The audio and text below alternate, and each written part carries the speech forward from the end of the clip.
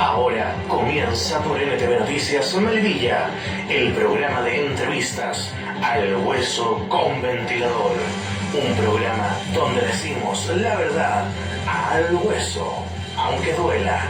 Dejamos a su conductor, Rodrigo Sánchez. Fuertes los aplausos en el estudio para dar comienzo a esta nueva entrevista.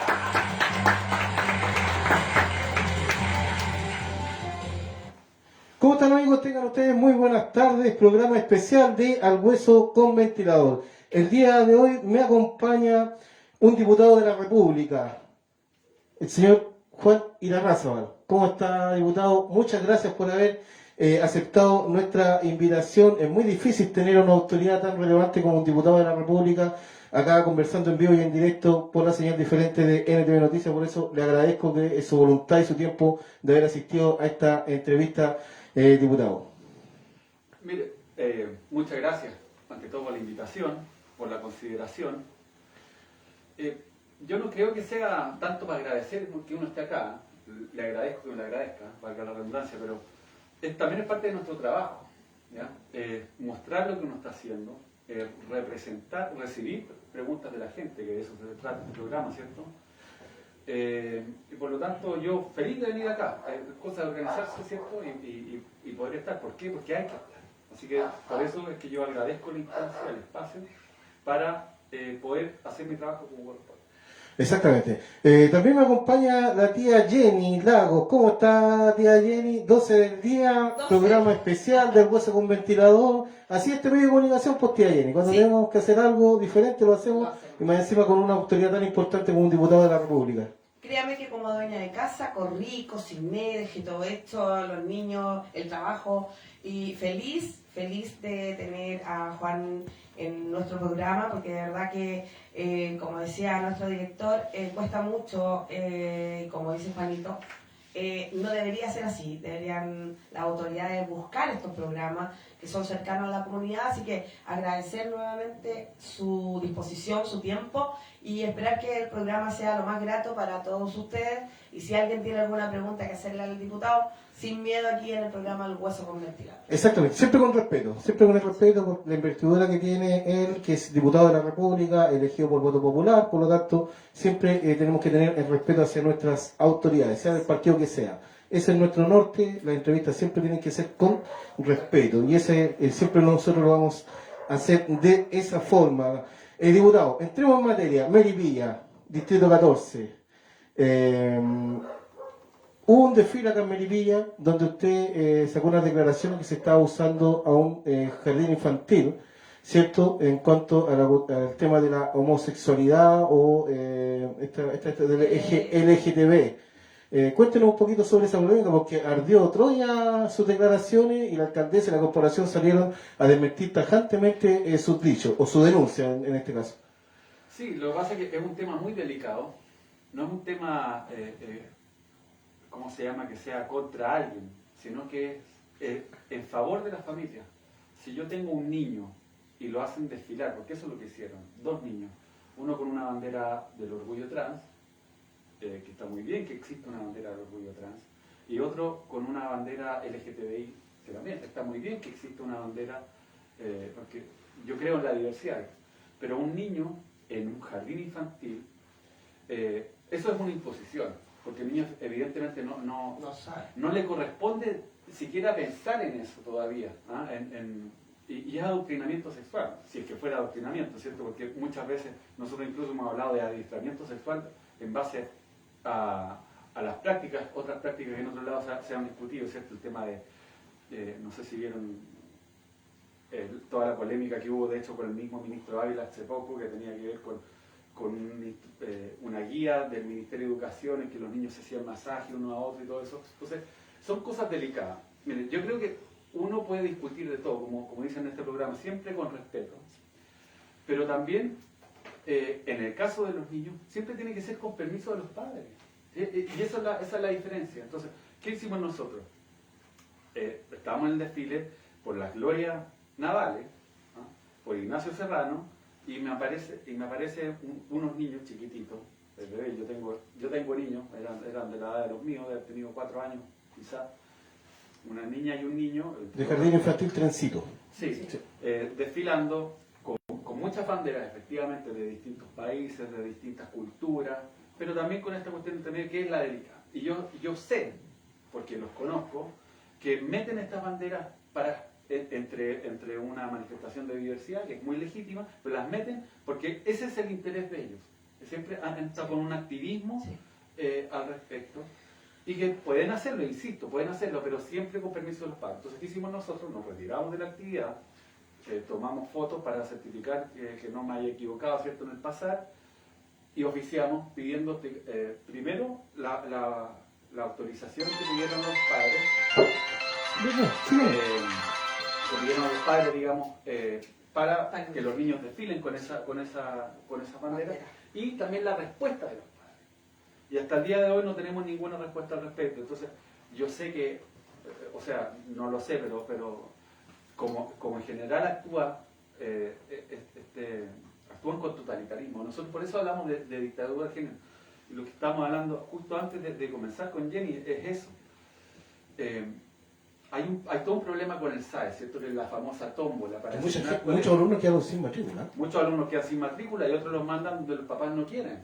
¿Ya? Entonces, le imponen un colegio y después le imponen una perspectiva, una ideología, en este caso, por eso nosotros hablamos de dictadura de género, porque es impuesta, es obligatoria, y a los padres lo pasan a llevar, y es un derecho constitucional, que los padres eduquen a sus hijos como ellos quieran, siempre, claro, en la perspectiva del respeto, etcétera, pero es legítimo tener diferencias religiosas, culturales, ideológicas, y no se puede pasar a llevar a los papás,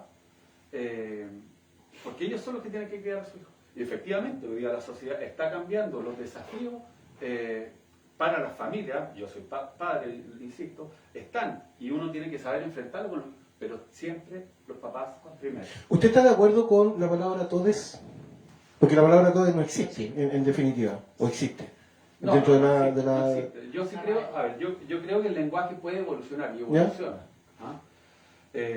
Por ejemplo, la palabra presidenta no existía, pero se usa. Dirigenta no existía, porque la palabra real es dirigente. Porque la composición es así, digamos, en el idioma español. Y yo creo que puede evolucionar, pero cuando las cosas evolucionan por la fuerza, claro, porque así es ahora, es como por decreto, ¿eh? Se va a empezar a usar el lenguaje inclusivo que lo inventó alguien, no es de uso popular, ¿eh? Es de uso popular, o sea, es de uso en una élite, ¿ya? Porque en general estas son discusiones de la élite. Si vamos a las cosas que efectivamente le interesan al pueblo, no está el lenguaje inclusivo. Que digan todes, niñas, todas esas chiquillas, esas cosas. A mí todo es bueno, se podrá discutir, pero yo no estoy de acuerdo. ¿Por qué? Porque, insisto, es una imposición, no hay un desarrollo del lenguaje hacia ese sentido. Puede que el día de mañana se empiece a usar el todes y lo usaremos todes. Todos lo usaremos. Pero sí, por ejemplo, la palabra niñez, en vez de niño o niña, me molesta más. ¿Por qué? Porque es quitar la identidad a un niño. Es tratarlo como una cosa. Las cosas son los objetos. Y por eso es que existen tres artículos, ¿cierto? El la, el él y el lo. Y es como y cuando, a ver, y hay muchos argumentos en esto, yo soy cristiano, y uno viera, ya está en la Biblia que somos hombre y mujer, y de ahí en adelante lo dice también la biología, y de ahí en adelante también lo ha dicho la cultura, la naturaleza, cuando nos vemos en uno, hay una discusión hoy día cierto, ideológica respecto de los sentires, de cómo uno puede proyectarse, si uno se puede cambiar de sexo, cambiar de género, etc. Pero eso no tiene que ser una imposición sobre todo a los niños. Los niños son niños, las niñas son niñas, y ahí cuando sean adultos podrán efectivamente decidir qué hacer. Pero antes yo lo encuentro incluso abusivo. Jenny Lago. La verdad es que comparto mil las palabras del diputado, porque de verdad que a mí me ha chocado y he tenido discusiones en el colegio donde el famoso cuadernito que entregó el gobierno venía la banderita y con sus palabras todo esto de chiquillo, yo le arranqué la hoja y llamé a la dirección y exigí una reunión y le dije que yo educaba a mis hijos en la sexualidad, que yo me hacía cargo de mis hijos en la sexualidad hasta los 18 años, que yo no estaba en contra de la homosexualidad ni de ningún tipo de género. Cada uno es libre de decidir, pero cuando ya sean adultos. Pero como dicen muchos y muchas amigas, no, con nuestros hijos no. ¿Por qué? Porque son niños son niñitos que el diputado vio en el desfile. Yo creo que ni siquiera tenían 4 años diputados, eran de sala cuna. Entonces he visto también videos donde hacen casarse a 2 niñas. Entonces son cosas que yo siento que es como adoctrinamiento, ni siquiera como educación, porque está bien que le enseñen que las niñitas tienen vagina, que los niñitos tienen pene, pero de ahí a que los niñes, la verdad que estamos con un tema bien complicado, diputado. No sé cómo abordarlo más adelante, más a futuro. Como usted decía, a lo mejor se puede incluir en el idioma, así como están los chiquillos del COA, que tienen OE, que sus palabras que usan ahora, pero como erradicarlo en un discurso. Yo, así como usted dice, el todes no me molesta tanto como el niñez. El niñez a mí me choca. Sí, perdón, para complementar. Hay un tema ahí que es que, más allá de esta discusión que puede ser un poquito legítima, porque es respecto de la identidad, de lo que cada uno somos y quiere ser, pero también hay un problema práctico grave, que es que todo este tipo de cosas generan temor en la población. Temor en mandar o no a los niños al colegio. Y hoy día, que venimos saliendo de una pandemia, que hay un cambio, hay un estrés en el sistema, en los niños, en las familias, en los profesores, en los colegios, priorizar este tema, como efectivamente lo ha priorizado el Ministerio de Educación, por ejemplo, a través de estos cuadernos, o el espacio que se le da, la fuerza, la intensidad que se le da, porque llegan directrices desde el Ministerio a las direcciones de educación o a las corporaciones, y de ahí también a los colegios, incluso los colegios particulares subvencionados, las fundaciones, etc. Eso genera genera un espacio en donde los papás dicen: yo no quiero esto y yo por lo tanto no voy a mandar a mi hijo, porque claro, está anunciado que el martes va a haber esta actividad. Bueno, yo no quiero mandarlo. De repente no saben si es el martes o cualquier día, o si va a haber alguna durante el año. Y cuando tenemos un problema, es que los niños no están yendo al colegio, y ese es un problema grave, porque es una herida permanente, ¿no? Cuando un niño le va mal en octavo básico, eso es muy difícil de suplirlo a lo largo de su vida. Cuando un niño no aprende a leer en primero, segundo, tercero, le va a costar leer siempre, digamos. Salvo que el sistema se ponga las pilas y logre enfocarse en ese niño para darle la herramienta para que se ponga al día. Pero hoy día estamos lejos de eso. Entonces, toda esta discusión tampoco suma a la crisis educacional que tenemos, y es por eso también por lo que nosotros habíamos acusado al ministro, más allá también del discurso, ¿cierto?, de que era una cuestión homofóbica, etc. No, era porque hoy día hay problemas de educación graves. Los niños no están yendo al colegio, no le están entregando los materiales, etc.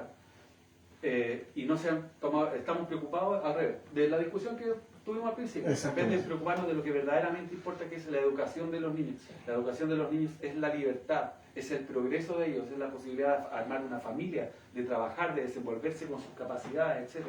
Es clave. Diputado, acá en Melipilla, valga la redundancia, los melipillanos, hemos sufrido ya por casi tres años vicuña maquina. Tacos por doquier, horas que no se terminan de ejecutar, no se dice la verdad que pasó con esta empresa. Nosotros dimos a conocer que la empresa había quebrado, nos salieron a desmentir, que estábamos mintiendo, pero finalmente la empresa parece que sí quebró. Se inician los trabajos la primera semana de agosto. ¿Qué forma es como usted preside la Comisión de Transporte y de Obras Públicas, ¿cierto? Claro, no presido, soy miembro de la Comisión. Usted es miembro de la Comisión. ¿Qué pasa? ¿Usted tiene algún tipo de información con respecto? No, hemos pedido esa información efectivamente a través de la misma comisión, me acuerdo que hay un sistema que uno, en la comisión están los diputados creo que son 13 de todos los partidos que nos dedicamos a ver los temas de obras públicas en cuanto a leyes, pero también en fiscalización. Y aquí planteamos en particular el tema de Vicuña, porque es francamente ridículo hoy día. Es como, ¿qué pasa? Nadie sabe qué pasa y está ahí y es un problema grave. Lo hemos visto en los Villas, los Jardines, la cantidad de accidentes que han habido, los tacos en Melipilla que eventualmente no se van a solucionar solo con Vicuña Maquena, ¿cierto? Pero pucha, harto tiene que decir la principal avenida de Melipilla. Y al día de hoy tampoco hemos recibido respuesta. Yo creo que esto se planteó hace cerca de un mes y medio, cuando, un poco después de que surgieron los rumores de que se habían, porque ya cuánto tiempo lleva que la obra está abandonada, serán unos 4 meses. Un poquito más, 6 meses más o menos, 6 meses más o menos que la obra está completamente abandonada. O sea. Y manifestamos ahí nuestra preocupación porque también, al igual que usted, nosotros habíamos entendido que la empresa había quebrado, pero después no, que solo había despedido a los trabajadores y la tenía como stand-by. Claro. Pero claro, es como si se mandaran solos, ¿cierto? Que se encontraron, tomar las riendas. Que se encontraron cosas arqueológicas y un sinnúmero de explicaciones que finalmente la gente que hay, nosotros empezamos a especular. Pero ¿por qué se oculta esta información, diputado? Se lo ocultan a ustedes, no le dan a ustedes que son diputados de la República, menos nos van a dar un medio de comunicación a la gente común y corriente. ¿Por qué pasa eso, diputado? Yo espero que aquí no haya un ocultamiento de la información. ¿Ya? Simplemente sea el retardo de una ministra que viene llegando y que ha tenido problemas para instalarse eventualmente, porque también con el ministro exterior efectivamente teníamos problemas de información. Nosotros le pedíamos y no llegaba nunca la respuesta. No. Quizás porque no le interesaba, digamos, responder, ¿no? Quizás por eso se fue también. Hoy día nosotros estamos esperando la respuesta. Sí, debiera ser de manera rápida, porque incluso más que la respuesta, la solución. Sí, ¿no? eso es lo que espera la gente. Uno espera la respuesta para después preguntar ya, ¿y qué se está haciendo al respecto? Claro. Que no la empresa, ya, se entiende, entonces van a tener que licitar de nuevo. No. Lo que pasa es que la empresa está en una situación económica delicada. Bueno, y la van a apoyar como se han estado apoyando a otras constructoras a nivel nacional, porque hay una crisis económica, ¿cierto?, que golpea fuerte a las constructoras. Han quebrado varias y eso significa que suben los costos han subido los costos de los materiales por la pandemia, los costos para construir viviendas también, ¿cierto? Hay una crisis habitacional entre medio. Y también, por lo tanto, hay una crisis que es muy importante para el tema de la corrupción. Hay una crisis para la operatividad del Estado. Cuando querían las constructoras, el Estado dice, ya, ¿y dónde puedo solucionar el problema? Y ahí es que miraron a las fundaciones. Claro. Y ahí es donde viene. Y ahí es donde ha quedado la embarrada, ¿cierto?, a nivel nacional. Pero volviendo al tema de Vicuña, hoy día nosotros estamos expectantes. Ahora, yo estoy haciendo lo que puedo, que es en el fondo fiscalizar. ¿Ya? Pero también hay muchos medios por donde buscar. La delegación tiene también, ¿cierto?, que estar coordinada, por ejemplo, con la Seremi de Obras Públicas, la municipalidad en representación de los vecinos, ustedes como medio, ¿cierto?, de todos hemos tratado de visibilizar, pero hoy día, al día de hoy, yo no tengo claridad con lo que efectivamente está pasando en Vicuña. Seguimos esperando. Otra consulta, diputado, que usted está en la Comisión de Transporte también. En nuestro país, ahí lo voy a hablar como mi trabajo, ya lo voy a exponer mi trabajo. Yo soy taxista.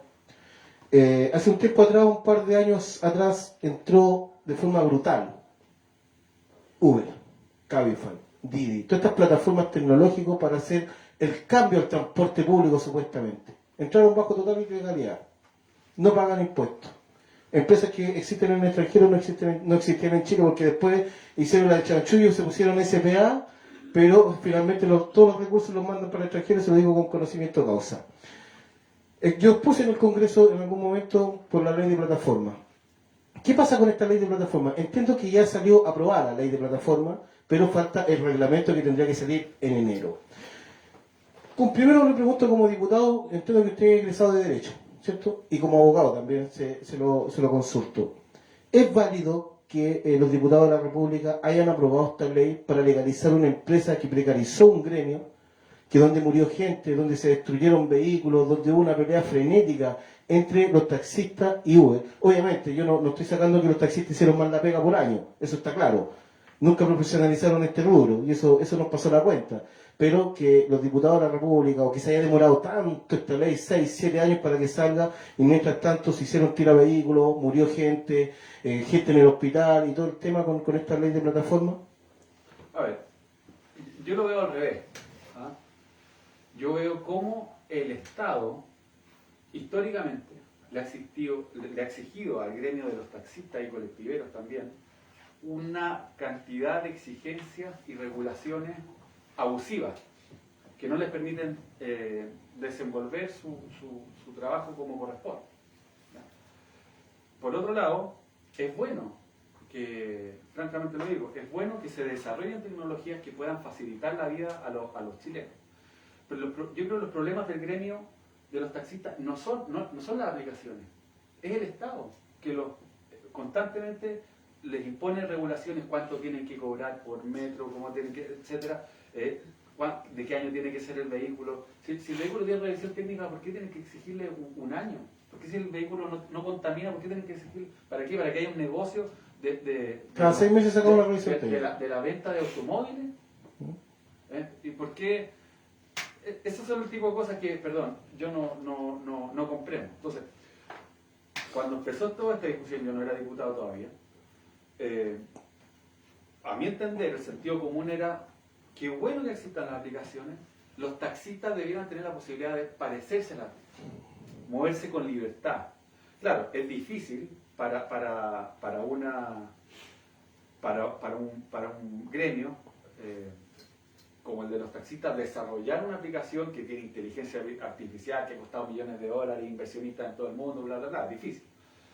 Pero sí, en algún momento podrían trabajar mediante aplicaciones y tener la libertad de hacer como efectivamente lo estaban haciendo en algún momento, ¿cierto? Unitaxi, yo fui presidente de una aplicación Unitaxi que se estaba creando y que no podemos llegar más allá porque nos faltó recursos. Como usted bien dice, son millones y millones de pesos para hacer una aplicación. O sea, estamos hablando de... Entonces, y usaban, por ejemplo, el Easy Taxi, o que pudieran usar, elegir el taxista que tenga la libertad de elegir entre Cabify, Uber o cualquier cosa, o trabajar por teléfono, ¿cierto? Con libertad. Pero ¿por qué tiene que ser todo como dice el CEREMI, como dice el subsecretario, como dice el ministro, como dicen los diputados? Está bien que haya regulación, ¿cierto? Porque tiene que haber normas de seguridad, tienen que haber... Pero ¿por qué? Si yo me acuerdo que nosotros somos 8 hermanos, y mi mamá siempre, o mi papá siempre tuvimos un furgón, ¿ya?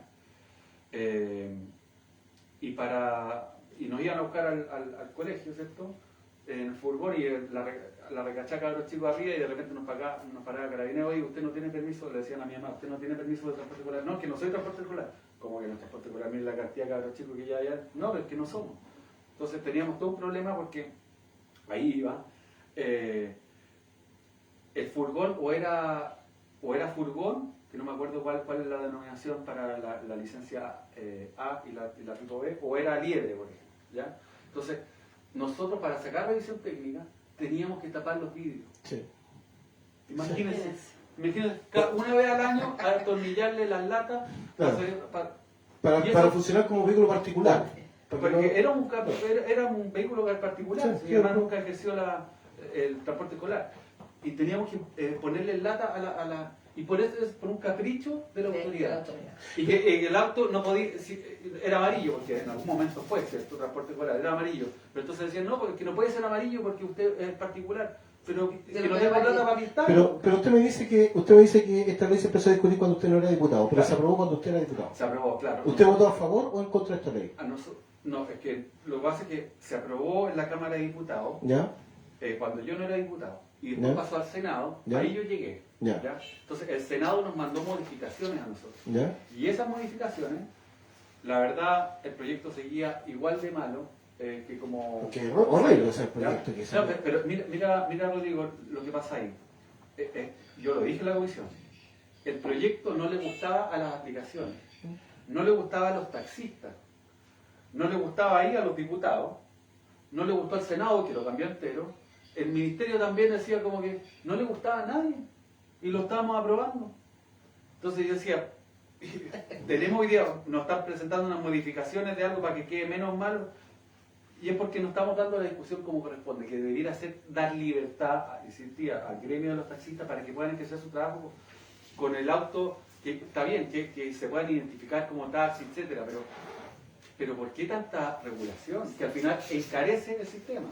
Encarece, por ejemplo, ahí podemos empezar a hablar del tema transporte, porque la crisis de transporte no solo afecta a taxistas y colectivos, ¿cierto? Afecta sobre todo a sectores rurales. Sí. ¿Por qué hoy día el transporte de carga tiene una exención tributaria en el impuesto específico y el transporte de pasajeros no? O sea, para mover caja uno tiene un beneficio, pero para mover personas, para que vayan a su trabajo, hoy día no hay. Nosotros estamos exentos de IVA, estamos exentos de impuestos, por lo menos los taxis básicos, los taxis colectivos no. Sí, pero pagan impuestos específicos. Sí, pagamos y harta plata que pagamos Sí, por específico. por eso digo, entonces deberíamos, si queremos promover el transporte pasajero, ¿por qué? Porque el transporte pasajero ayuda a descongestionar las calles, ayuda a descontaminar el ambiente, ayuda a hacer más sustentable el sistema de transporte público, los horarios de llegada, etcétera. Si lo queremos promover, bueno, entonces ¿por qué le ponemos más y más impuestos? Como dijo usted, impuesto específico, IVA y cuánta cuestión más, impuesto al lujo porque tiene al salir o no tiene. Dos revisiones técnicas al año, cierto permiso de circulación que... Bueno, aquí yo tengo que aclarar algo, porque los taxistas siempre dicen, o algunos diputados lo he escuchado decir, que dicen que nosotros pagamos un permiso de circulación más caro que el resto. Mentira. Los taxis básicos pagan y los taxis colectivos pagan un solo permiso de circulación, que son hoy día, creo que son 62.000 pesos los que se pagan. Todos los taxis básicos, sea del modelo que sea el auto, pagan el mismo permiso de circulación. Son 62.000 pesos más el seguro obligatorio que vale como 22 lucas. Son como 80 lucas que nosotros pagamos por los permisos de circulación. Un auto de gama paga arriba de 140, 160 lucas. Un Toyota Yaris particular paga 120, 140 lucas solamente permiso de circulación. Por lo tanto, en ese sentido, los taxis pagamos poco permiso de circulación, pero eso no quiere decir. Y yo lo que le consultaba, diputado, si usted estuvo de acuerdo o qué le pareció la entrada brutal de estas aplicaciones. La entrada brutal, porque llegaron a precarizar un gremio, pero de forma brutal. O sea, yo andaba con dolor de estómago, porque en el 2010 que entraron estas aplicaciones, al 2014 que ya fue el boom de las aplicaciones, yo antes en el 2010, por poner un ejemplo, le hacía 40 lucas y me venía bien. Aparte de todo, le hacía 40 lucas para el bolsillo. Después me venía, ni siquiera con la benzina, vomitando, con dolor de estómago, hay que pagar vehículos. Muchos taxistas perdieron los vehículos. Y ahora se aprueba una ley que no tiene pie ni cabeza, que le están dando 18 meses a una persona para que saque licencia de conducir profesional. O sea, es de una tontera. Por eso que nosotros, en lo que nos tocó, por lo menos en mi bancada, nos abstuvimos. Porque no queríamos, la ley ya era mala, ¿no? Y querían sacarla rápido, entonces nosotros nos abstuvimos y dijimos, mira, no nos hacemos cargo de este problema. Podríamos presentar indicaciones, pero las tiene que hacer el ministerio, que es el que tiene la facultad, digamos, para ir al fondo del asunto. Hoy día nosotros estamos esperando una ley larga, también hablaremos de eso. Pero, te insisto en el punto, no creo que haya sido culpa de las aplicaciones son buenas. Pero entregaron de forma legal, pues, diputado. Sí, no, es que lo que pasa es que todo, mira, el desarrollo tecnológico es así. No pagaban impuestos, hoy día van a tener que pagar impuestos, porque ya están pagando impuestos en Netflix, etcétera, qué sé yo. Hay un montón de cosas, el desarrollo es el que va pidiendo que se regule, ¿cierto? Más allá de que sea ilegal, uno podría decir es alegal, estaban fuera de la ley, no contra la ley, ¿ya? El problema es que los taxistas estaban sobreregulados, estaban ya no ilegal o alegal, estaban demasiado metidos dentro de la ley, amarrados por la ley. Entonces, la precarización existía y existe desde antes. Al revés, yo creo que las aplicaciones eran la oportunidad de darle al gremio de los taxistas y los colectivos mayor libertad para ejercer su trabajo. Claro, pero nunca fuimos incluidos. Y no fue así. Hasta la pandemia, porque en la pandemia ahí salió Uber Taxi, salió Cabify Taxi, salió Didi Taxi en pandemia, porque antes eran solamente vehículos particulares y yo voy por Santa Rosa y vacío, y delante mío 3 vehículos dejando pasajeros, da impotencia, da rabia, porque yo tengo que pagar un permiso de circulación, tengo que pagar 2 revisiones técnicas. Es un punto clave, ¿eh? Porque uno podría decir hoy día a las aplicaciones le van a pedir medianamente exigencias parecidas a los del taxi. Eso podría ser un punto a favor, pero no es un punto a favor cuando yo lo que quiero es al revés, que la libertad que pudieron tener la aplicación en un momento. La tela. Y es lo mismo que pasa con los coleros en la feria. ¿Ah? La gente de la feria dice, oye, yo pago y estos llegan. Claro, pero hoy día hay una crisis económica y de trabajo tan brutal que la gente necesita trabajar. Sí. Pero debiera ser con igualdad. Entonces, si le van a dar un permiso precario para que trabaje en la calle, en la feria, bueno, que se lo den. Pero eso significa que no le cobren al que ya le están cobrando que es el feriante. ¿Se entiende, no? Que sea con igualdad de condiciones. Se entiende perfectamente. Jennifer Gallardo Catalán, un gran saludo al diputado de parte de Rodrigo de Jennifer Gallardo. Un saludo para usted, Jenny Lago, y su grupo de trabajo. Ahí está una de las... Carmen Cosquera nos pregunta, ¿y quién es el diputado por Partido Republicano, diputado de la República, elegido por voto popular, que representa todo el distrito 14? ¿14 comunas? 14 comunas, sí. Yo Del estoy distrito 14. desde Padre Hurtado, que queda casi en la ciudad satélite, hasta el Güen, al lado de Rancagua, prácticamente con un cerro, ¿cierto? De diferencia. Y por otro lado estoy desde Paine, allí en Angostura está el Monticello, hasta Curacaví, que es Camino a Viña. 14 comunas, entre medio está San Bernardo, que es muy grande, 300.000 habitantes. Es un distrito grande. Si yo tomara un día para estar en cada comuna, me tomaría 2 semanas y no podría estar en el Congreso. Entonces, tratamos de estar lo más posible. Por eso es que agradezco esta instancia, porque la gente me puede preguntar, me puede quizás, oye, aproveche de darle un mensaje que le escribo por interno, escriban por redes sociales, etcétera, para poder estar y ponerme a disposición de ellos. Exactamente. Antes de ir con mi compañero de labores, Alonso, una pregunta que no se la puedo dejar pasar, ya vimos temporal, ¿cierto? Este frente supuestamente va al tiempo, pero un frente de mal tiempo que estamos en invierno, o sea, todos necesitamos la lluvia. ¿Y cuánto la echamos de menos? ¿Y cuánto le echamos de menos? Puesto Ingeniero Maravio, casas construidas en una toma, se llevó 2 casas al río, gente que tuvo que salir, sacarla de ahí y ponerla en un albergue. Como diputado, ¿qué le parece esa situación o cómo puede ver el tema para que esa gente salga de ahí definitivamente? Aunque me diga, esa es competencia del municipio, pero el municipio le pasa la pelota a otro, entonces por eso le hago la consulta. ¿Estas personas tienen que salir de ahí o cómo lo hacemos como usted como diputado? ¿Qué haría usted para sacar a estas personas de ahí y no vuelva a pasar esta situación que vivimos hace un par de meses atrás? Sí, efectivamente, no es ni siquiera para echarle el chuteo de la pelota al municipio, porque claro, ellos tienen que solucionar problemas sociales que hay, digamos, pero el problema de fondo tiene muchas aristas. Aunque sean o no sean migrantes los que están ahí en la orilla del río, sí tiene que ver mucho la inmigración, porque la inmigración irregular que ha habido en Chile ha dado pie y permisividad en instalarse donde sea. Y no solo eso, sino que ha venido con una cultura también de ventas de loteos irregulares a través de verdaderas mafias, ¿cierto? Que se vende o se arrienda un lugar para que se instalen las personas. Estas mafias ofrecen protección incluso para que se construya y habite la gente ahí, y los lotean, los venden a veces a través de organizaciones de fachada, de iglesias, etc. Y es un problema nacional muy difícil, porque por un lado, en las familias que están habitando esas casas hay una situación social real que es necesario enfrentar y solucionar. Tenemos un Estado hoy día que no da abasto, están gastándose la plata, bueno, ya sabemos cualquier cosa menos lo que hay que gastársela. Pero por otro lado, un problema de seguridad serio, es que la inmigración irregular entra personas que no sabemos quiénes son, cuáles son.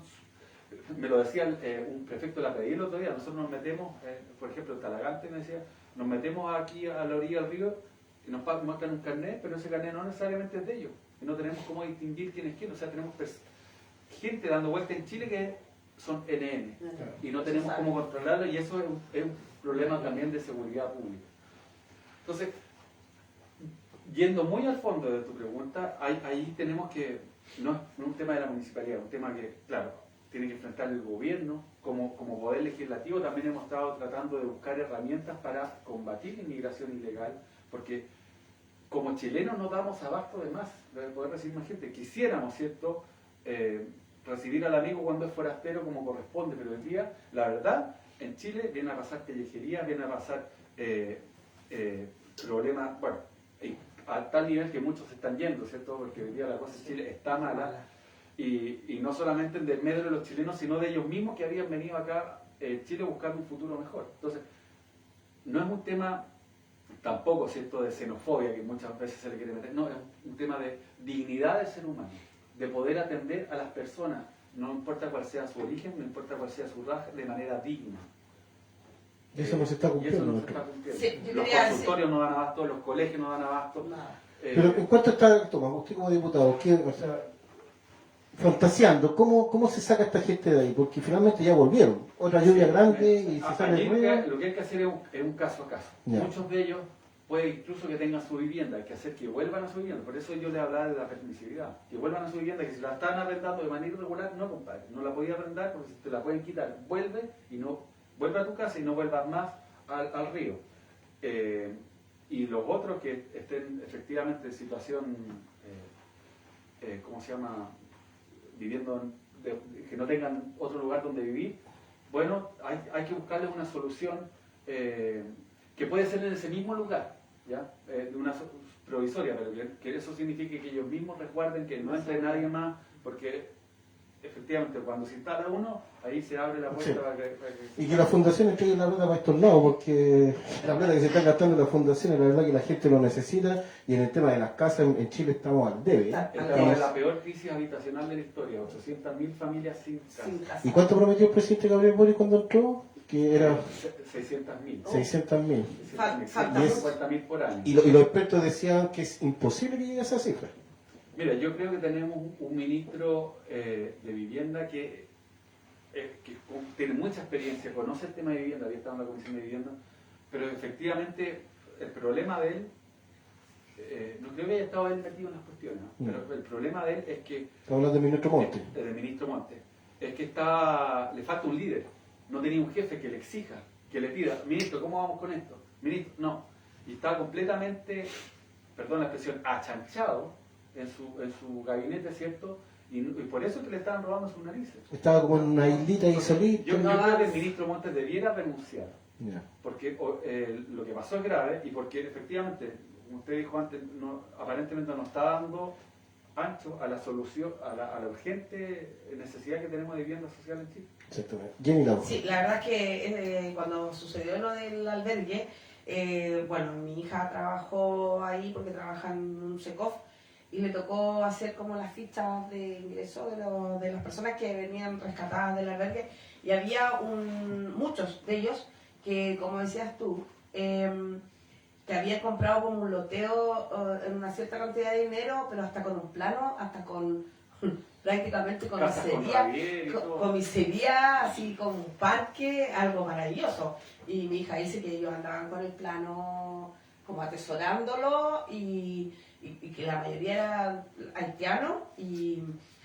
fueron productos, yo creo que de una estafa o algo tiene que haber, porque yo que sepa, los terrenos a la orilla del En río no casos se como venden. ese, Jenny, Hay miles en Chile. muchos. Exactamente. Mi compañero de labor entonces viene la pregunta al hueso aquí, diputado. Aquí viene la pregunta al hueso, la pregunta de nuestro querido productor Alonso, quien está en los controles. Y en 5, 4, 3, 2, 1, adelante, querido compañero. Muy buenas tardes, compañero, diputado. le dije compañero. Buenas tardes. ¿Cómo está? Bien, bien. Colega. ¿De menos a más o de más a menos? ¿Cómo lo hacemos? Usted manda. Le estoy dando la posibilidad para que vea que soy buena persona. De menos a más. De menos a más. Ok, vamos a partir de a poco. Calerino de corazón, egresado de Derecho, casado, 3 hijos. Su señora es profesora. Así es. Perdió las elecciones municipales en el año 2008. Sin embargo, la gente le devolvió la mano en el 2012 y fue electo como concejal por Calera de Tango. Así es. No se postuló en 2016 a la reelección hasta que recibió el llamado de José Antonio Kast, que lo invita a participar de las elecciones parlamentarias y resulta electo como diputado. Muy bien informado. En su vida política fue militante de la Unión Demócrata Independiente y actualmente republicano. La pregunta es la siguiente. ¿Por qué no fue a la reelección como concejal, siendo que había sido muy bien evaluado y a sabiendas que era oposición en aquel momento? Y la segunda, ante una eventual reelección, que en palabras suyas está la posibilidad más que abierta, si hay una carrera presidencial de parte de José Antonio, ¿deja su cargo para pertenecer a su ministerio? Son las dos primeras preguntas. A ver, lo que pasó en Calera es que yo efectivamente en 2008 fui candidato, por primera vez era cabro chico, saqué una buena cantidad de votos, estuve cerca, pero no sumé lo suficiente a mi lista. Estas son elecciones por lista. Y a la siguiente, obviamente yo quería ser perseverante y salí primero. Es como que me hubiera faltado campaña antes, salí primero. Y bueno, yo caletanguino de corazón, nací y criado 5 generaciones ahí, orgulloso de haber servir a mi pueblo, ¿cierto? Ahí. Pero claro, también frustrado por otro lado, porque los concejales están muy solos. Están muy solos. Y ¿No hay poca competencia?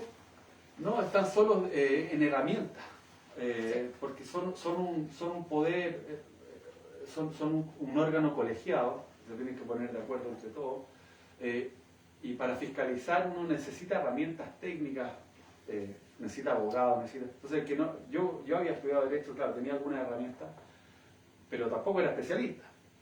Entonces, era muy frustrante el poder fiscalizar algo, pero al final, si te querían hacer de eso, te hacían igual. Entonces, yo, por no cumplir mis objetivos de fiscalización, es que no fui a la reelección. Dije, y hoy día, como diputado, no tengo concejales, ¿cierto?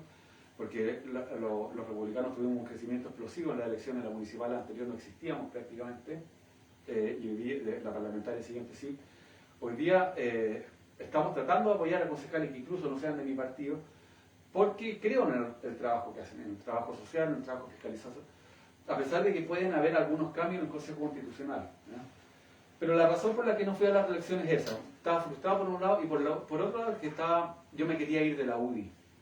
La UDI ya en esa época estaba haciendo mal las cosas y no quería en el fondo ir a la reelección y después renunciar como lo hacen algunos. Yo quería hacer, ¿sabes qué? Agradezco la oportunidad que me dieron, pero yo no voy a ser ni concejal ni voy a ser de la UDI. Y me voy. Y estuve harto tiempo, digamos, privatizado, como dice, reinventándome, dedicado a mi familia, bueno, a trabajar, etc. ¿Y en qué momento se contacta con usted don José Antonio Caz? José Antonio Caz... ¿Cómo recibe ese llamado? ¿Estaba durmiendo en una cena? Bueno, yo había trabajado con él siempre, él fue diputado por esa zona. ¿No? Antes este distrito 14 eran 2 distritos, el 31, acá en Aragante, Melipilla, sí. Y el 30 que es el Maipo, el que era mi distrito, por así decirlo. Y trabajaba desde el año 2001, ya llevo más de 20 años trabajando con él, en la juventud, en lo social, etc. Y ahí es que me fui a ser concejal. Y yo cuando me fui de la UDI con él, ¿no? Yo creo que fue uno de los que lo convenció de irse a la UDI. Después fundamos el Partido Republicano, yo soy fundador del Partido Republicano. Y naturalmente yo creo que en un momento él me dice, oye, estamos buscando candidatos, porque ustedes saben que voy a ser candidato presidencial de nuevo, vamos a crecer, qué sé yo, y nunca pensamos que estuviéramos cerca incluso de ganar la presidencia en ese momento. Y claro, yo estuve complicado porque estaba terminando de estudiar, incluso, ¿no? Estaba haciendo mi tesis, entonces él me dijo, mira, termina tu tesis antes de ser candidato, cosa que no logré, pero les quiero contar algo. Acabo de entregar hoy día, antes de irme para acá, acabo de pasar por la universidad, ¿cierto? Con Iván, pasamos a entregar mi tesis así, de manera impresa, claro, porque la habíamos entregado recientemente ya por medio, a través del profesor, etc. Tenía que entregar mi tesis y hacer mi examen de grado. Y yo, claro, salí electo y me puse a estudiar para el examen de grado y lo di en marzo del año pasado. Fue bien intenso porque para estudiar el examen de grado de Derecho es difícil. Me tuve que ir de mi casa, incluso dejar a mis niños para poder estudiar. Me interrogaban 3 veces al día. Fue realmente una locura, pero gracias a Dios pasamos. Y estaba en ese proceso. Entonces me pilló con dificultad. Dios quiso que pudiéramos hacer una buena campaña para que la gente nos conozca y nos viera como alternativa. Y si José Antonio me llamara para ser parte de su gabinete,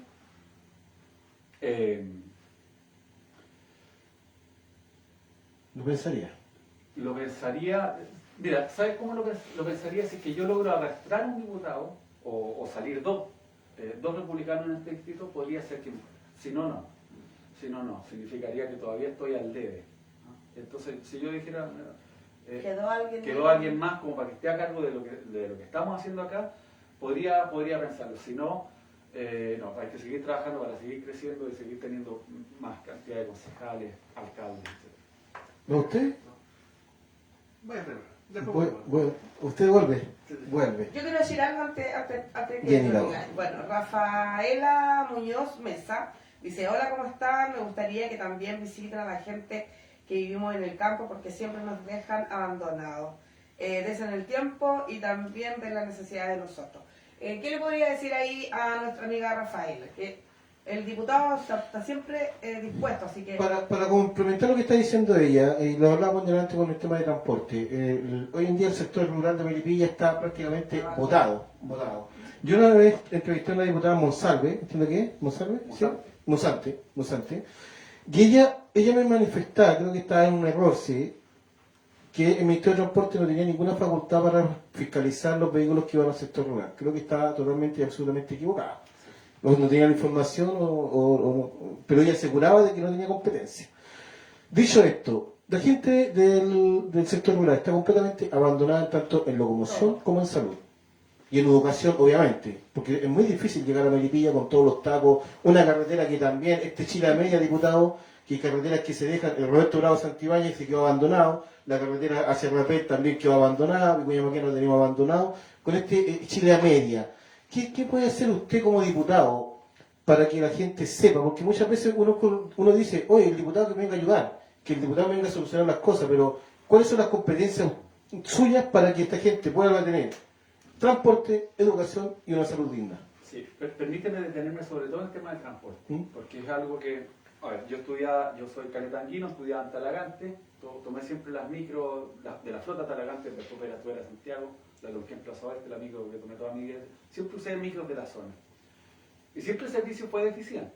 ¿Ya? Entonces yo dije que me gustaba lo público, dije, si en algún momento me toca y puedo hacer algo, me quiero meter ahí. Por eso es que lo primero que hice cuando salí electo fue pedir la Comisión de Transporte. Ya. ¿Ya? Ahí está mi caballito de batalla. No soy un especialista, no soy un técnico, pero es lo que quiero. Mi objetivo es solucionar ese problema, Dios quiera, y poder dedicarme a otras cosas que me gustan. Por ejemplo, la Comisión de Familia. Esa sí que me gusta, ahí yo vivo. ¿Ya? Pero claro, tenemos la urgencia social del transporte. Y es por eso que sacamos una página que se llama transportedigno.cl, ¿Ya? donde la gente puede dar sus opiniones, dar ideas, hacer sus reclamos y un poco visibilizar la realidad que está viviendo. Porque ¿qué pasó? El sistema de transporte siempre fue malo, pero vino el estallido, vino la pandemia y fue... y hoy día, es que me tocó asumir a mí el año pasado, justo en marzo, ¿cierto? Que entraban después de la pandemia todos a trabajar, al colegio, etc. El sistema simplemente colapsó. ¿Ya? ¿Y por qué? Porque no tiene ningún apoyo de nuevo de parte del Estado. El Transantiago, miren lo que les voy a decir, el Transantiago cuesta 7.80, 7.20, ¿cierto? Cuando uno pasa la tarjeta VIP, dependiendo del horario, 180 va a ser. cobra aquí. No hace evasión. No, sí, ya. Flaco, paga tu pasaje. Ya. Gracias por lo del flaco. Cada vez que uno pasa la tarjeta, cobra 7.80, 7.20, dependiendo del horario, ¿cierto? Bueno, el ministerio, cada vez que uno pasa la tarjeta, aparte de esos 7.80, 7.20, pone cerca de 1.500 pesos más. Ya. 1.500 pesos más de subsidio. El doble. O sea, claro, de hecho, el Transantiago está subsidiado en cerca de 2 tercios, 66%. O sea, cuando uno se baja en San Borja y toma una micro, por ejemplo, al Paseo Humada, esa micro cuesta 2.000 y tantos pesos. Ya. ¿Qué es lo que cuesta una micro de Melipilla a Santiago? Y algo menos lo que cuesta solo ese subsidio, lo que cuesta una de Talagante a Santiago.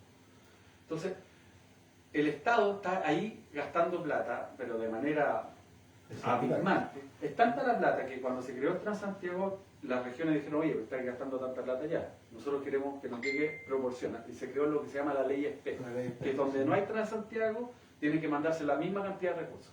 Y esa plata, claro, llega, pero se gasta en cosas que no son transporte. Se gasta en luminarias, veredas, etc. Es cosas buenas. Típico reclaman, oye, cambian los paraderos. Cada 3 años cambian los paraderos. ¿Cómo no inventan algo más que...? Bueno, esos son los fondos de Transantiago, lamentablemente. Si nosotros tuviéramos la igualdad de trato y tuviéramos un subsidio de 1.500 pesos por pasaje, prácticamente nuestro sistema de transporte sería gratis. Ya. Si fuera proporcional, pagaríamos 700 pesos a Santiago. ¿Ya? Pero hay una desigualdad de trato. Hoy día, ¿saben cuántos subsidios recibe el sistema de transporte local aquí en Melipilla, en Talagante, por acá, en el monte, en el parque. idea. Cero. Ya. Por eso quizás la diputada Musante tenía la confusión, que no se pueden meter. Sí lo pueden, lo que pasa es que es un sistema de transporte que no está regulado, pero sí lo pueden fiscalizar las cosas que sí está regulado. Sí. En materia laboral, en materia de gases, en materia del año de las máquinas, todo ese tipo de cosas. Sí. Lo que pasa es que, Hay una ley y un decreto que sí lo dice. claro, pero tenemos una desigualdad de trato brutal. Hoy día, en la misma región, hay gente que recibe subsidio para transporte y otra que no lo recibe. ¿Ya? Hoy día recién se están, perdón, para terminar con esto, porque es un tema importante, se están implementando perímetros de exclusión, Ah, eso te iba a que preguntar. supuestamente son la chupada del mate, vienen a solucionar todos los problemas. ¿Están así? No. Y de hecho, al revés. la alcaldesa lo dio a conocer con bombo y platillo desde San Borja. Y yo que conozco el perímetro de exclusión, ¿de qué se trata el perímetro de exclusión? Ya hasta el día de hoy no he visto el Yo le quiero cambio. decir que el perímetro de exclusión es peor. Es peor. ¿Mm? Porque lo que hace no trae ningún subsidio, o sea, la desigualdad de trato sigue existiendo. Y por otro lado, les exige aún más cosas a los operadores locales. Va a ser terrible. Con las mismas micros les pasan un poco de plata, creo que, no sé cuánto será acá en Melipilla, pero en Talagante eran 200.000 pesos por máquina, ¿no? Para que tengan GPS y por lo tanto les van a controlar la frecuencia. Y les van a controlar todo el doble, porque hay una especie de contrato entre el ministerio Claro. y los operadores. Pero sin ningún apoyo. Y ahí el ¿Y ministerio... por qué los operadores dicen, ya, ¿sabes qué? Vamos a firmar el primer exclusivo? ¿Por qué lo hacen? Porque están desesperados. Sí. Porque si siguen subiendo los valores de los pasajes, la gente se les va a ir encima con razón. Pero claro, ellos están haciendo malabares literalmente para poder cumplir con sus servicios. Hay recorridos que ya no existen, hay coberturas que ya no existen. Y hoy día hacen lo que pueden. Los mismos choferes, ¿cierto?, están en condiciones Deplorable, sí. deplorables laboralmente. Pero claro, en Transantiago se pierden diariamente 300 millones de pesos Diariamente. por evasión, solo por evasión, Sí. ni siquiera por gestión, porque uno cuando está ahí en San Borja, esperando la micro para ir al Paseo Humada, ¿cierto?, para una micro y viene vacía, ¿te has fijado? Sí. Sí. Y vienen 3 juntas más encima. Sí. Dice, Una oye, tras la otra. micro para mí solo. Bueno, pero eso es caro, pues eso le cuesta a todos los chilenos. ¿Y saben a quién le cuesta más, sobre todo? A la gente de Melipilla, que no tiene ningún subsidio para el transporte. Claro, y el perímetro de exclusión lo que hace no es subsidiar, como usted dice, el transporte, sino No. que el perímetro de exclusión tiene la facultad de incluso coartarle la libertad de ingresar por algunas calles. Si se le ocurriera decir por mi cuya máquina no pasas, y no pasa, porque el perímetro de exclusión cuando uno firma Sí. está a esa, porque yo conozco el perímetro de exclusión, porque la acabo de firmar, de hecho, con el trámite que tuve que hacer para mi hijo con el taxi. A nosotros nos quitaron la calle San Antonio, nos quitaron la calle Maquive, nos quitaron la calle Santo Domingo, nos quitaron la calle Santa Rosa, y ahí es donde quiero, cortito diputado, que ahora me acordé. ¿Cómo lo hago yo como taxista, que me ha pasado? San Antonio. No se pueden entrar los taxis básicos, pueden entrar dos cámaras, por lo que te dicen. Si yo tomo una abuelita, y esa abuelita, yo la otra vez tomé una abuelita fuera de la clínica Indisa, y me dice, mijito, yo voy, nadie le quería parar, yo la llevo aquí hasta de silla de ruedas. Voy al Paseo Humada con San Antonio. Yo no puedo ingresar por San Antonio, de Recoleta hacia San Antonio, porque me gano el parte. Y el parte son una botella y media, estamos hablando casi 100 lucas, 80 lucas. Pero sin embargo, hay una ley y un decreto que me impide no prestar el servicio. O sea, yo estoy obligado a prestar el servicio por él a los pasajeros que lo requieran. ¿Cierto? Y entonces el Ministerio de Transporte estaba ahí y yo dije, me la saco con el Ministerio de Transporte. Bajo el vidrio y dije, ¿le puede decir a la señora que yo no puedo ingresar, caballero? Usted tiene que ingresar, usted no puede no prestar el servicio. Pero van a sacar un parte, dedíquese a otra cosa. Entonces, esa es la controversia que hay. ¿Cómo uno hace una mejor pega, siendo que hay una ley que te impide y otra ley que te obliga a hacer el transporte público pasajero? Bueno, eso habría que preguntárselo al ministro, Mm. que el ministro es uno de los promotores. De hecho, el ministro es uno de los que inventó el Transantiago, ¿ya? Antes como académico, ¿cierto? Y que ya sabemos lo que pasó cuando se implementó. Y claro, al día de hoy, él dice, no, perímetro de exclusión es lo que hay que hacer, porque es una conversación que hemos tenido personalmente, por eso lo puedo No tiene con comentar. claridad. Perímetro de exclusión es lo que hay que hacer, es lo que hay para ordenar el sistema de transporte, planificar. Pero claro, van apareciendo este problema, entre comillas problema, porque al final son letales para el servicio, ¿ya? Impiden que... Y yo creo que, mire, incluso creo que son de adrede, trayéndolo de nuevo al sistema de transporte local. es un hostigamiento contra el operador, por ejemplo, del micro, de la Melitrans, etc. Es hostigamiento y lo que quieren es hacerlos quebrar. Yo se los dije también a ellos, tuve una reunión, hoy día tengo también una reunión en la tarde con uno de taxistas acá, de hecho. Y se los dije, yo creo que ustedes lo quieren hacer colapsar para estatizar el sistema y hacer una especie de Transantiago que no sé con qué lo van a financiar, porque toda la plata se le da a Transantiago. Hemos pedido transparencia del uso de esos recursos, no ha llegado nada, hemos pedido eficiencia en el uso de esos recursos y no hay nada. Lo único que pasa es que sacan de repente ciertos buses eléctricos que son súper buenos, pero la verdad es que las micros cuesten lo que cuesten, el subsidio que tienen, en desmedro de los melipillanos y de las zonas rurales, porque el problema son las zonas rurales. Nosotros estamos en una zona que no somos ni región ni somos Transantiago.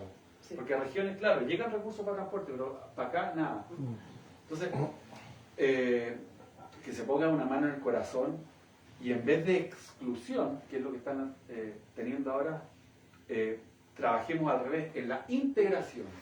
Que una micro, que yo tomo la Melitrans en Boyenal, por ejemplo, para venir a Melipilla, aquí tomo el Ruta 78, ¿cierto?, para ir a Santiago, todo sea con el mismo pasaje. Que puede ser caro, imagínense, cueste 2 lucas, está bien, pero que no me cobren doble, triple, hasta 4 pasajes, gente que viene a trabajar, porque tiene que pagar colectivo, micro, bus y después el metro. Entonces, que haya integración, ¿por qué? Porque somos parte de la región metropolitana y no merecemos una desigualdad de trato como la que hay. Se dice que ella la ley y ella la trampa. Así se dice.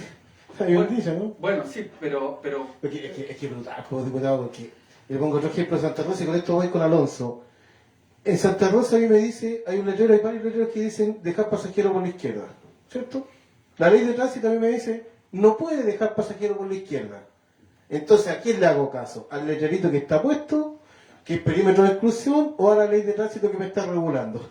O sea, aquí hay una disyuntiva, hay una estupidez dentro, y me van a disculpar, pero aquí los ministros y los funcionarios del Ministerio de Transporte, o quien tenga a cargo de hacer estos famosos perímetros de exclusión, no tienen ni idea de dónde están parados. Porque... Mientras más regulación haya, más de esas contradicciones van a haber. Ahora, ahí hay un tema técnico que le podría servir para su disyuntiva, ¿cierto? Pero en el fondo la ley más específica, que es ese cartelito en ese lugar, es una excepción a la ley. Usted debería decir, no, yo puedo, aquí puedo, pero en general donde no esté el cartelito, pues. Claro, sí, es que... El cartelito manda, dijo. Diputado, ahora viene la pregunta del hueso. El resto fue un petibuché, un cariño. ¿Quién es Carlos Celis? Carlos Celis, mi conductor. No es que está hoy día aquí, sí, que hoy día está con licencia, don Carlos. Don Carlos Celis es su conductor. Así es. Para información de la gente, es un ex agente de la CNI. No. Así se rumoreó en su principio. Está dentro de los registros incluso, y aparece en la página de transparencia con asignaciones parlamentarias, pero no se especifica su cargo. Podríamos decir que bajo su administración política, porque finalmente son los diputados los que llevan sus personeros de confianza, ¿está trabajando con un ex agente de la dictadura de Augusto Pinochet? No, a ver, varias cosas. Don Carlos es mi conductor, ¿no? Formal. Hoy día está con licencia porque tuvo un problema, una enfermedad seria, y aprovecho de mandarle un saludo, está en recuperación. Y él no tiene absolutamente ninguna causa, ninguna denuncia que siquiera lo acuse formalmente de haber cometido algún acto, alguna violación a los derechos humanos o algún abuso, siquiera nada, absolutamente nada. Lo único que hay es un registro del diario El Siglo, del Partido Comunista, que dice que él fue parte de alguna organización criminal, ¿cierto? Como puede haber sido la CNI o la DIN, etc. Él es ex militar y le tocó el contexto, ¿cierto?, en que están funcionando esas organizaciones, pero él nunca formó parte de ellas y así lo acredita su historia personal. No tiene ninguna denuncia, no tiene ningún pero y ha cumplido labor en el Congreso desde hace décadas.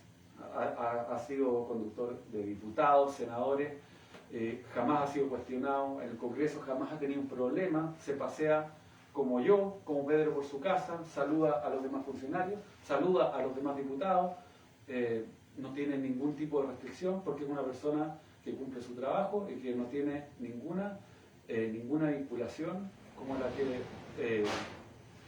ha sido publicada por efectivamente algunos medios que hacen activismo político. ¿Activismo político o mostrar la realidad, diputado? Activismo político. Porque me parece su nombre está filtrado y hay gente que lo ha reconocido en el informe Rating y en el informe Valen. Nadie, no hay ningún... Hay testimonios. No hay ninguna mención ni en el informe Rating ni en el informe... Lo único que hay, insisto, es una nómina del diario El Siglo que simplemente eran, por así decirlo, nombres de personas que fueron militares en la época de y que por lo tanto habría que preguntarles si es que tuvieron relación con el tema por aquí, pero no hay ninguna vínculo real, nexo real con crímenes por parte de don Carlos. Tiene esos antecedentes intachables. Sí. Hay cosas que sabe, bueno, si no, no podría trabajar en el Congreso. A él le piden un papel de antecedentes al trabajar y no tiene, insisto, ni siquiera una denuncia, menos condena. No hay nada, ni siquiera una mención en el informe Redfield. Insisto, lo que hay es una mención del diario que él, como ex militar, le tocó estar ahí. Es que es un poco difícil que haya una denuncia si era agente de la CNI y ellos eran el gobierno, entonces es un poco difícil. Pero ok. No, perdón. Efectivamente, pero hoy día hay muchos denunciados, hay muchos presos, hay muchos condenados y podríamos tener una discusión al respecto, pero es porque efectivamente han habido denuncias, han habido juicios, han habido condenas y don Carlos no está dentro ni de los denunciados, ni de los procesados, ni de los condenados. Perfecto. En estricto rigor su hoja de vida está limpia. Así es. Intachable. Perfecto. Esa es la pregunta. Por último, para ir terminando por lo menos mi parte, ¿se considera usted compañero de partido de Johannes Kaiser con todas las situaciones que lo han visto involucrado? Sí, pero completamente. A ver, lo que pasa es que Johannes es un comunicador, como ustedes, ¿cierto? Y ustedes saben que uno de repente tiene que, bueno, mientras más comunica, más se puede equivocar, se ha equivocado. Pero también tiene la libertad de decir las cosas como quiera. Si quiere decirlo de manera irónica, lo dirá de manera... Otro problema será que no le entienda las ironías. Si quiere decirlo de manera frontal, como es él, lo dice. Pero en general, Johannes es una persona prudente. Y déjenme recalcar eso, porque claro, tiene la imagen de un gallo imprudente, avasallador. No, es una persona que mastica mucho las cosas, que le da vuelta, que actúa en equipo. Es un gallo extraordinario, al que el Partido Republicano y el proyecto de la bancada le debe mucho. Convención, Consejo Constitucional que se está llevando a cabo hoy en día, que se vota el día 17 de diciembre, entiendo, ¿cierto? Sí. Ustedes sacaron la primera mayoría, se podría decir, ¿cierto? Bueno, en definitiva son ustedes los que están escribiendo, el Partido Republicano que están escribiendo la nueva Constitución, en teoría, por la cantidad de votos que sacaron y los representantes que tienen dentro de este Consejo Constitucional. ¿Cómo va este Consejo? ¿Cómo lo ve usted? Ya han habido algunas críticas por ahí, que se han sacado algunas cosas, que se han aumentado otras cosas, el tema de la FP, el tema de lo que es la ISAPRE. ¿Cómo lo ve usted como diputado? A ver, yo lo veo con esperanza. No tenemos mayoría, usted no dijo mayoría, pero sí hay una sensación de que tuviéramos mayoría. El Consejo hoy día tiene 51 miembros, la mayoría son 26, nosotros tenemos 22. Yeah. Es una cantidad importante, ¿cierto? Que conjunto con Chile Vamos, Que era la batalla igual. nos da para tener los 2/3 y de hecho solo nosotros como partido tenemos derecho a veto, a decir en el fondo no, esto no se aprueba y no se aprueba. ¿No? Con la cantidad de... Con los que tenemos solo nosotros como partido, los 22. Solo los consejeros republicanos. Pero nosotros haremos uso de esa herramienta de manera responsable. ¿No?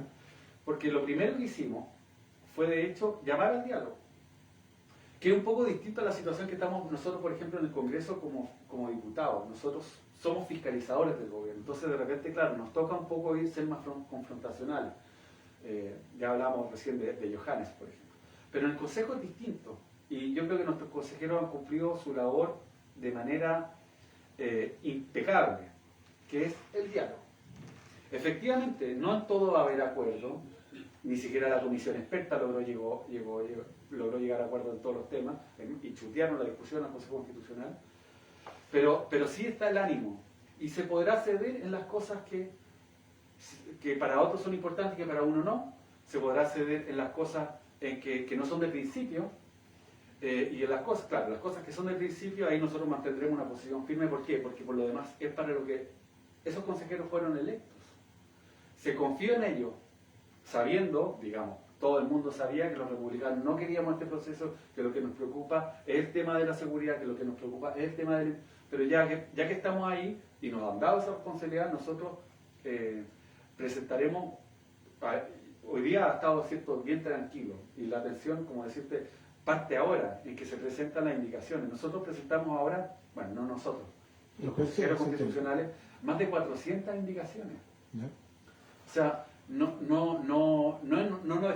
estamos tratando de esquivar el problema y tratar de que en diciembre, ¿cierto?, lo aprobemos así como sin discusión. No, nosotros estamos yendo al fondo del asunto, porque claro, nosotros no creíamos que había que cambiar la Constitución por un tema práctico, ¿ya? Que hoy día hay una situación grave en la delincuencia y en la economía, pero siempre vamos a estar abiertos a la evolución del texto constitucional. Hoy día se dio a través de esta herramienta, bueno, se hará. ¿Y por qué hemos estado abiertos? Porque hay cosas que hay que cambiar. En materia de regionalización, en materia de sistema electoral. Usted mismo dijo el tema del derecho a protección de la salud, que entre la ISAPRE y entre la Corte Suprema, entre los dos lo están haciendo agua. Pueden dejar a muchas familias sin acceso a la salud.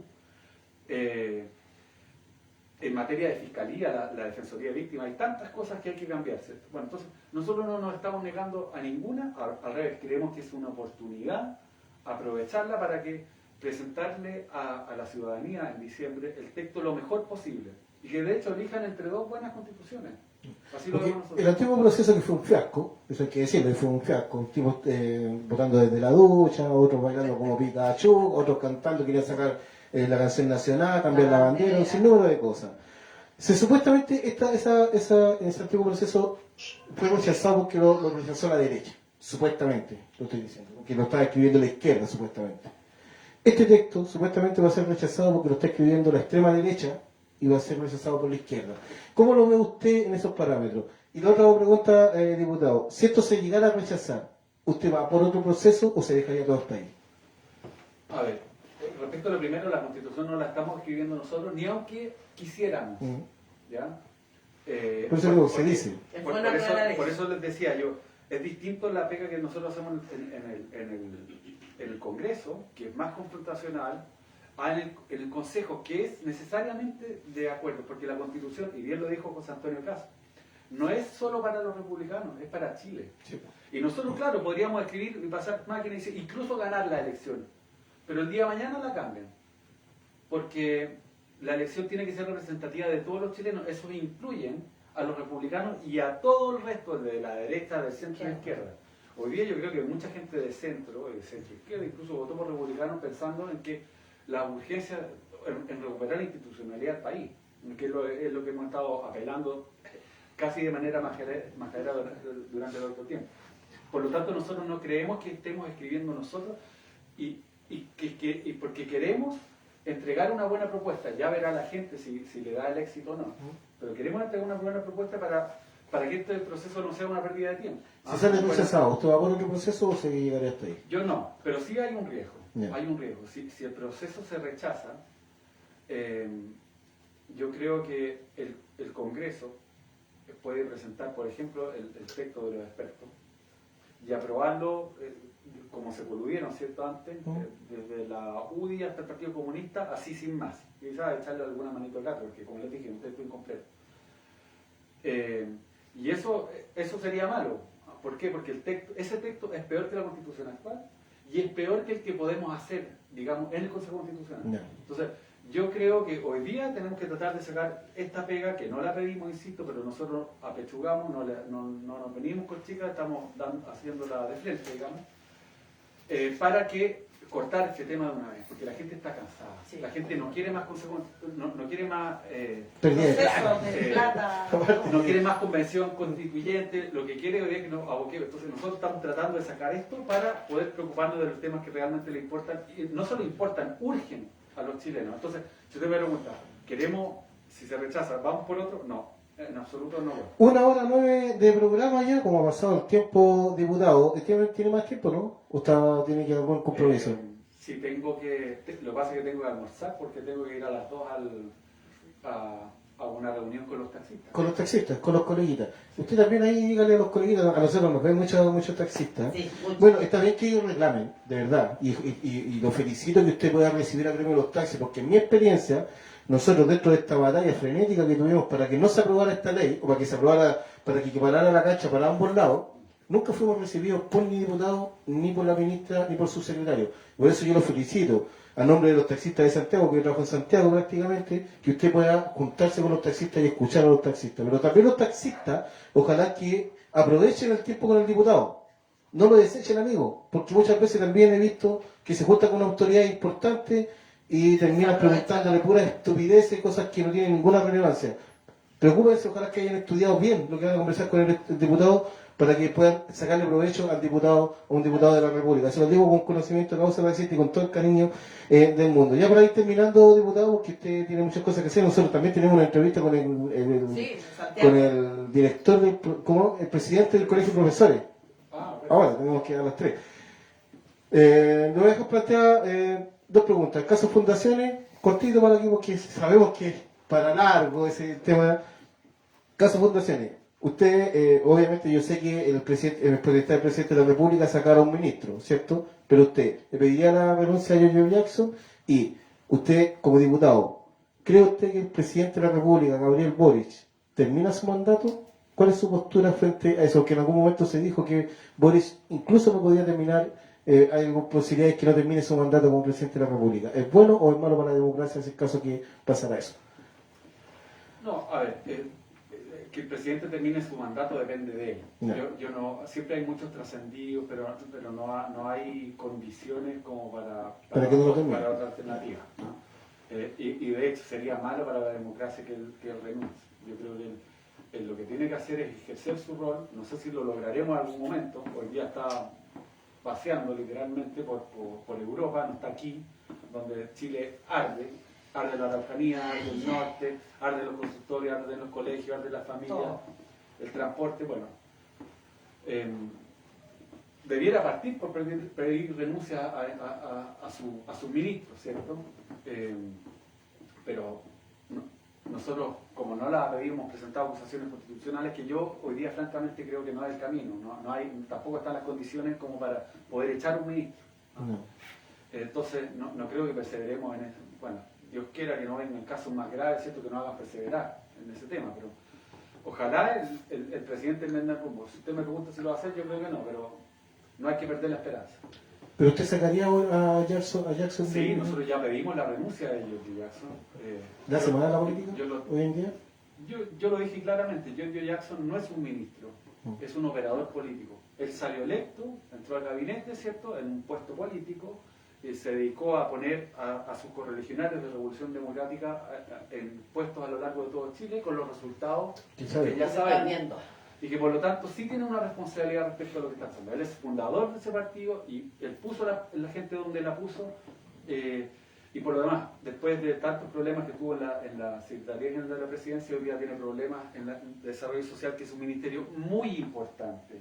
Y para el que él no tiene tacto. Yo estoy en la Comisión de Familia, él ahí una vez, habló 40 segundos, no tiene idea de lo que está pasando ahí. Y tenemos problemas en Mejor Niñez, hay un montón de problemas sociales que él no es la persona para hacerse cargo, debiera renunciar de manera urgente.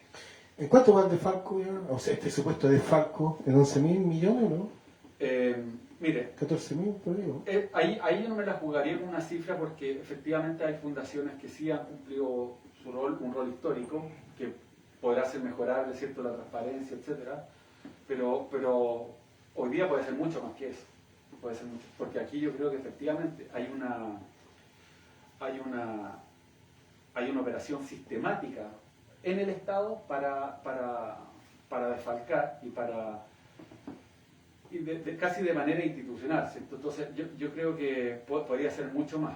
Nosotros presentamos la primera querella, con el diputado Araya, fuimos los primeros en presentar una querella por el caso Democracia Viva, y ahí estamos, que la radicaron finalmente en Antofagasta, porque eran fondos de allá, pero estamos ahí siempre atentos a lo que está pasando en este caso para poder quizás eventualmente ampliar la querella. Usted como diputado dice que presentó una querella, ¿cierto? Que fueron los primeros en presentar una querella. Yo en lo particular siempre he escuchado que los municipios presentan querellas, que los concejales, que la clase política presenta querellas, pero uno nunca, como ciudadano, nunca termina sabiendo en qué pasó con esa querella. Usted, una vez que salga todo esto a la luz pública o que esta querella tome forma, va a anunciar a la ciudadanía en qué terminó esta querella, porque la verdad que yo hasta el momento no he escuchado ningún término de querella, ningún Lo resultado. mismo me decía, por ejemplo, la viuda del sargento Retamal, de Melipilla, que fue asesinado, ¿cierto?, allá en Sí. Santiago, Sí. que el Ministerio del Interior presentó una querella y esa querella nunca más se movió. Sí. ¿No? Y es lo que suelen hacer aparentemente muchos políticos, presentan querella y como para pegar el golpe y después ahí quedó. Nos olvidamos. Nosotros, mire, yo le quiero responder con un caso, también soy creyente del caso Sierra Bella, donde logramos incautar todos los medios de la alcaldesa, famosa donde clínica. logramos que un poco desenmascarar la coordinación que tenían los tasadores, donde logramos también que se llame a la alcaldesa a declarar como imputada. Entonces, ahí sí hemos avanzado y esperamos que el caso de Democracia Viva avancemos con esa misma celeridad. Hoy día estamos en ese caso, el de Sierra Bella, perdón, estamos esperando que el Consejo de Defensa del Estado se haga parte, ¿no? Porque hoy día la municipalidad no es quien para representar a los vecinos o al fisco, ¿cierto? ¿Cómo lo hizo el Consejo de Defensa del Estado en Vitacura, donde se querelló y donde fue muy importante para que avance esa causa? Claro. Lo mismo en Democracia Viva, ¿cierto? Donde ya ha habido movimiento como para que se hagan parte, pero nosotros nos tomamos en serio las querellas no al lote y son causas que han avanzado. Ya, o sea, no es que las presente y las deje ya, la presentado para la gente y hasta el final van a llegar.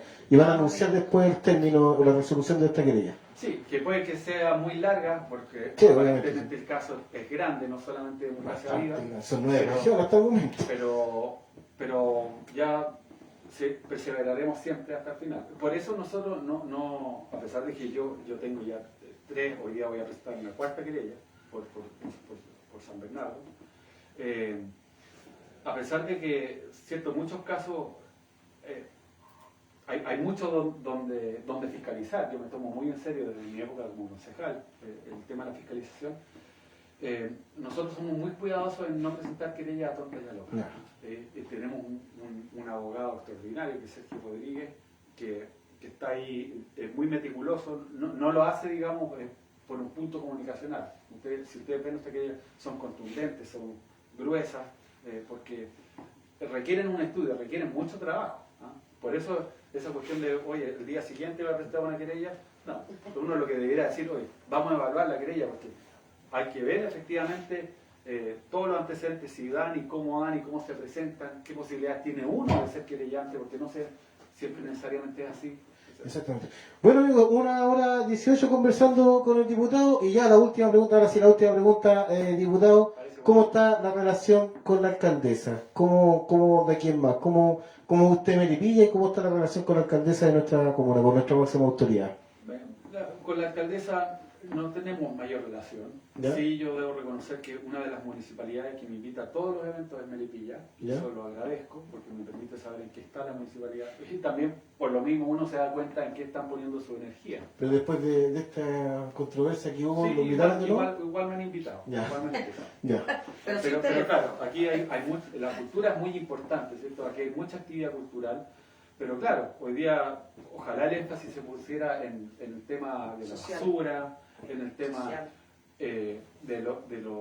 del transporte, en el tema del La derecho enfermedad. preferente de los padres, en los colegios, ¿cierto? Que son temas que son cruciales para el futuro de la comunidad melipillana. La cultura, insisto, es importante, pero siento que se le está dando un espacio mayor al que eventualmente podría ser urgente. Jenny Lago, con esta ya terminamos.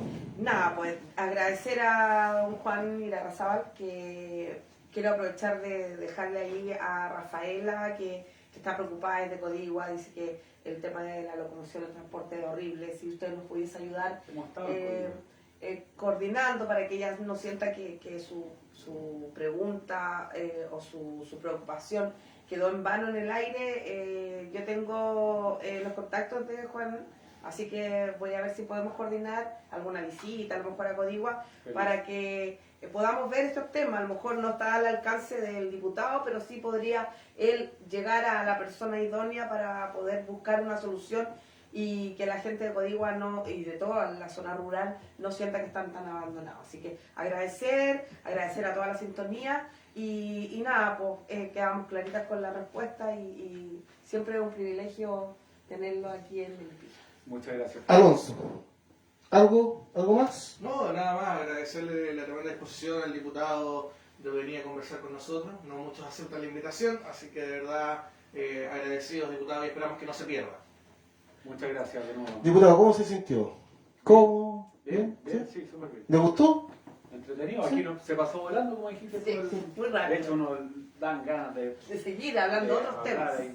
Claro, hay muchos temas que quedaron ahí, pero en una próxima oportunidad, cuando el diputado su agenda lo permita, vamos a tratar de contactarnos con él nuevamente para poder tenerlo acá, porque entendemos que nosotros tenemos la disposición, pero ellos tienen una agenda que tienen que cumplir, tienen una labor legislativa importante, tienen que estar en comisiones y un sinnúmero de cosas, en sueltas distritales también, entonces es muy difícil tener un diputado. Yo lo puedo llegar a entender, pero usted se comprometió y llegó. Hay otros diputados que se han comprometido y no han llegado. Sí, ese es el tema. Así que esta fue una entrevista diferente, algo que quiero decirle a toda la comunidad de Melipilla, diputados, los micrófonos abiertos, sin filtro, es otro programa, al hueso con ventilador. No, mire, algo que siempre digo, que de repente puede parecer palabras de buena crianza, pero es importante que la gente no pierda la esperanza. Yo siempre digo, Dios nos permite las vacas flacas para que después vengan las vacas gordas. Y lo hemos pasado mal como Chile, Melipilla lo ha pasado mal, hay un descontento evidente, pero yo creo que Dios permite todas estas cosas para que nos demos cuenta que las cosas se tienen que hacer mejor. Y cada vez, yo estoy en un partido que está creciendo, ¿cierto? Cada vez ve más gente activa, viniendo a trabajar, poniéndose en posición para recuperar todo lo que hemos perdido. Entonces, en materia de transporte estamos trabajando, no depende de mí, pero estamos trabajando con la Asociación de Municipalidades Rurales, estamos trabajando en temas de fiscalización, estamos presionando al Ministerio para que presente la ley larga. En materia de familia, vamos ahora a sacar una guía para que los padres sepan cómo actuar en caso de que vean vulnerado su derecho preferente a educar a sus hijos. Hay estas cosas que se están haciendo, tratamos de estar harto en terreno que a uno le sirve para legislar bien, para fiscalizar y también para representar.